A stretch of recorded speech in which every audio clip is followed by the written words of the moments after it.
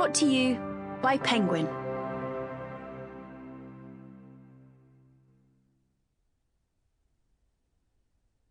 The Black Prince by Iris Murdoch. Read by Anthony Howell. Editor's Foreword. I am in more than one way responsible for the work that follows. The author of it, my friend Bradley Pearson, has placed the arrangements for publication in my hands.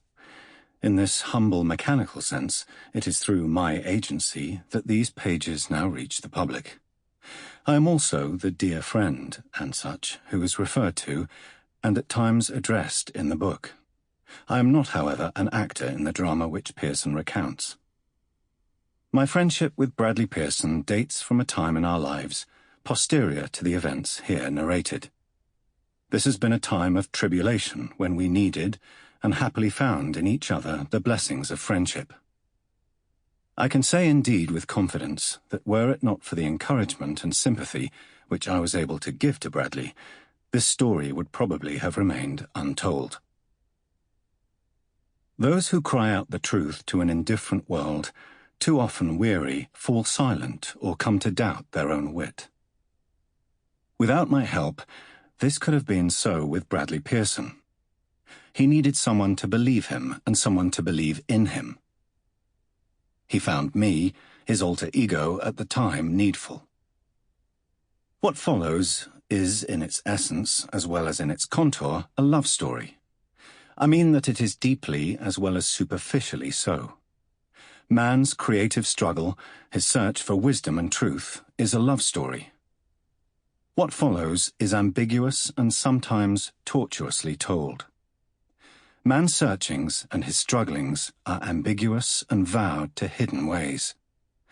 Those who live by that dark light will understand. And yet, what can be simpler than a tale of love, and more charming?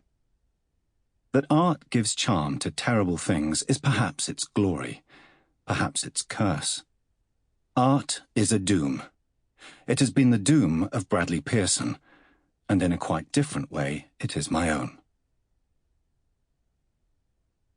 My task as editor has been a simple one.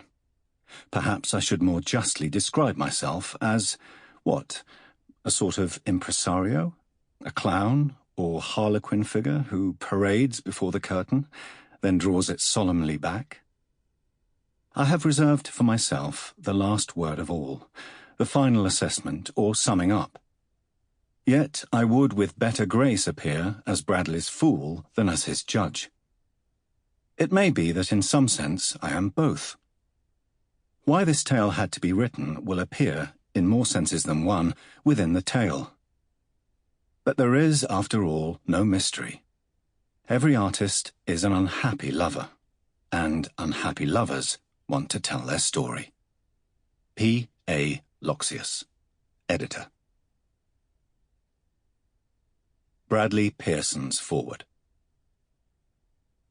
Although several years have now passed since the events recorded in this fable, I shall in telling it adopt the modern technique of narration, allowing the narrating consciousness to pass like light along its series of present moments, aware of the past, unaware of what is to come. I shall, that is, inhabit my past self and, for the ordinary purposes of storytelling, speak only with the apprehensions of that time, a time in many ways so different from the present.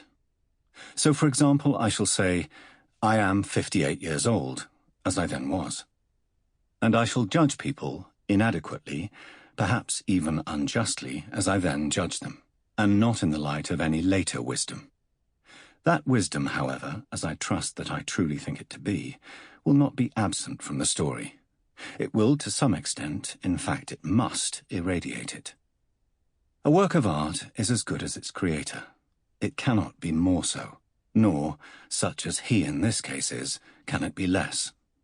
The virtues have secret names. They are, so difficult of access, secret things. Everything that is worthy is secret. I will not attempt to describe or name that which I have learnt, within the disciplined simplicity of my life, as it has latterly been lived.